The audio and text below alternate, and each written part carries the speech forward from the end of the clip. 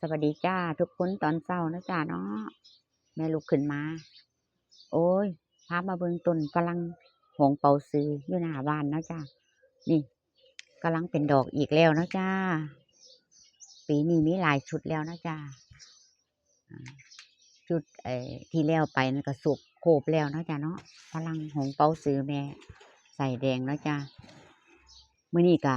ย่างมาออกมาเห็นน้อยๆอีกเลยจ้าเนี่ย น้อยๆมันก็กำลังเป็นนะจ๊ะเนาะนี่กำลังเป็นอีกแล้วนี่เป็นเรื่อยๆจ้ะหงเป้าซื้อนี่กำลังใส่แดงเนี่ยโอ้ยสุดยอดอิหลีเนาะจ้ะเนาะคือสิเป็นเพราะว่าฝนตกเนาะจ้ะ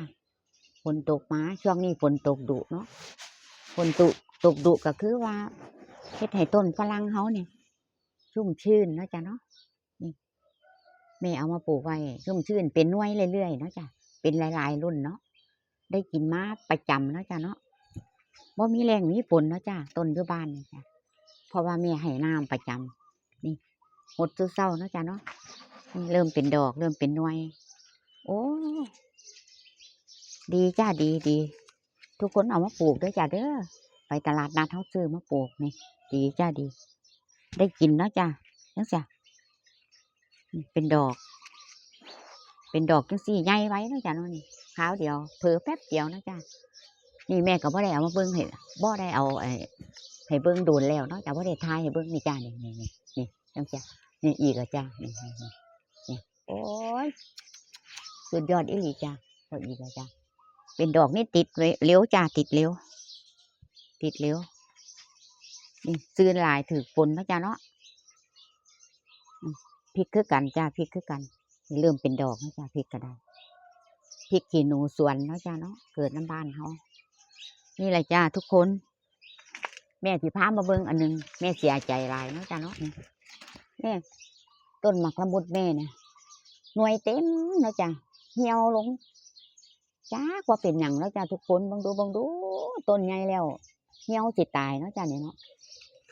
3-4 มื้อแล้วจะเป็นแบบนี้คันว่าขาดน้ำกับว่าแม่นะจ้ะแม่หดน้ำประจำนี่จังแก้วมังกรนี่จ้ะแก้วมังกรก็เริ่มงามเริ่มเป็นหน่วยนะจ้ะหน่วยนี่คือสิบติดมันเป็นตั้งหัวปีพ้นนะจ้ะหน่วยนี่ติดแล้วจ้ะทุกคนนี่3-4 มื้อคืนหลังแม่ทายให้เบิ่งดอกมันอยู่นะจ้ะติดแล้วจ้ะติดแล้วติดหน่วยแล้วได้จ้าทุกคน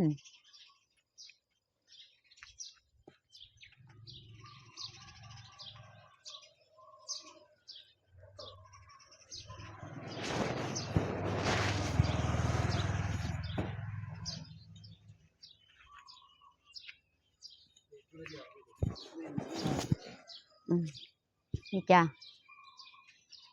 ปีนี้